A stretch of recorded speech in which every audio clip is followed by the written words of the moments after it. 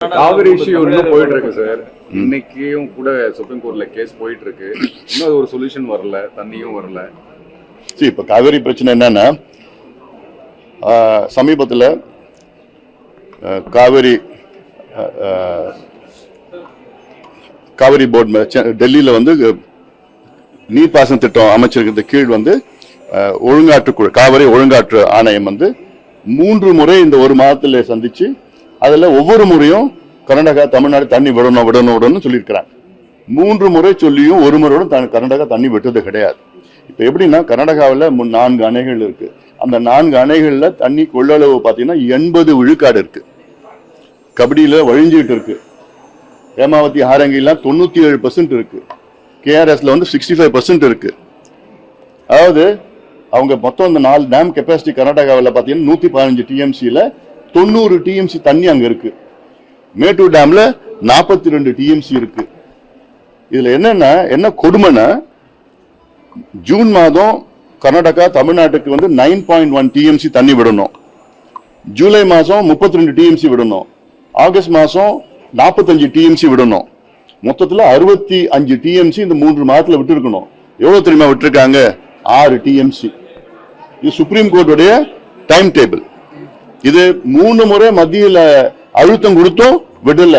தண்ணி இல்லைன்னு. தண்ணி இருக்கு, அவ்வளவு தண்ணி இருக்கு. ஆனா மனசு வரல. இதுல மேகதாது கட்டிட்டாங்கன்னா இந்த தண்ணியும் நமக்கு கிடைக்காது.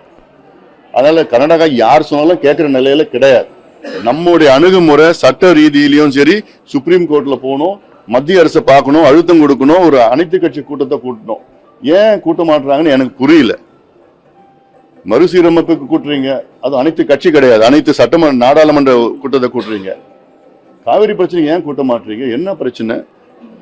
அதனால இது அவசியம் கூட்டி பிரதமரை போய் சந்திக்கலாம், நீர்த்துறை அமைச்சரை போய் சந்திக்கலாம். அந்த போர்டுல அழுத்தம் கொடுங்க. அழுத்தம் கொடுத்து தான் பண்ணணும். இப்போ 10,000 கனஅடி தண்ணி வந்துட்டு இருக்கு. காரணம் அவங்க கொடுக்கணும்னு இல்லை, அவங்களுக்கு அந்த ஸ்டோர் பண்ணதுக்கு இடம் இல்லை. அதனாலதான் இப்போ மேகதாதுல வந்துச்சுன்னா அந்த மேகதாதுல அந்த தண்ணி ஸ்டோர் பண்ணுவாங்க. ஸ்டோர் பண்ணா நமக்கு அது கூட கிடைக்காது. அதாவது இப்போ நேற்று பாத்தீங்கன்னா, நேற்று முன்தினம் கர்நாடகாவில் வந்து அந்த வனத்துறையில 3 தமிழர்கள், புலம்பெயர்ந்த தமிழர்கள் வந்து சுட்டு கொல்லப்பட்டிருக்கிறாங்க. கொடூரமான முறையில் கொலை செய்யப்பட்டிருக்கின்றார்கள். அங்க கர்நாடகாவோட வனத்துறையை சார்ந்தவர்கள். காரணம், இவங்க வந்து ஏதோ மான் வேட்டைக்கு போனாங்க, அதெல்லாம் போயிட்டு ஒரு பொய்யான காரணத்தை சொல்லியிருக்கிறாங்க. இதற்கு வந்து ஏன் அந்த கொலை நடந்ததுன்னு சிபிஐ விசாரணை வந்தாதான் நமக்கு தெரியும். என்ன நடந்தது, என்ன பிரச்சனை நமக்கு தெரியும். அங்க இருக்கிறவங்க சும்மா விசாரணை பண்ண ஒன்றும் ஆக போறது கிடையாது. அதில் மட்டும் இல்ல, அவங்க ஏதோ 15 லட்சம் நிதி கொடுத்திருக்கிறாங்க. அதனால 1 கோடி ரூபாய் கொடுக்கணும்.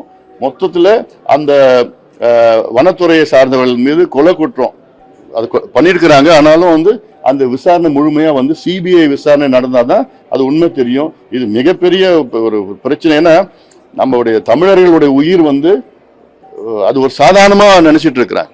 ஏன்னா இதுக்கு முன்பு கூட அந்த மேட்டூர் பகுதியில பாத்தீங்கன்னா, அந்த கொளத்தூர் பகுதியில் பார்த்தா மேட்டூர்ல கர்நாடகா ஏரியால பல முறை வந்து ஒவ்வொரு ஆண்டும் வந்து சுட்டுக் கொல்லப்படுகிறார்கள் தமிழர்கள்.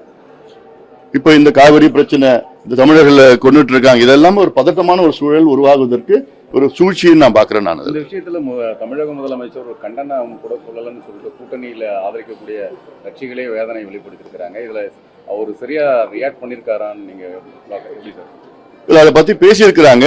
பட் அது பேசுனது போதாது, அதுல நடவடிக்கை எடுக்கணும். அதுல இன்னும் நம்ம தமிழர்கள் வந்து அங்க பாதுகாப்பு இன்னும் கூடுதலா இருக்கணும். அதுல 100 நாள்ல வந்து, அதாவது கடந்த காலத்தை ஒப்பிடுகின்ற பொழுது 100 நாள்ல கடந்த கால குப்பையை அகற்ற முடியாது. அது கொஞ்சம் நாள் ஆகும். ஏன்னா அவ்வளோ ஊழல், அவ்வளோ கனிம வள கொள்ளைகள், அவ்வளோ சீர்கேடுகள், அவ்வளோ பிரச்சனைகள் எல்லாமே அது 100 நாள் அது சரி செய்ய முடியாது. இன்னும் கொஞ்சம் காலம் வேணும். ஆனாலும் it is a good beginning.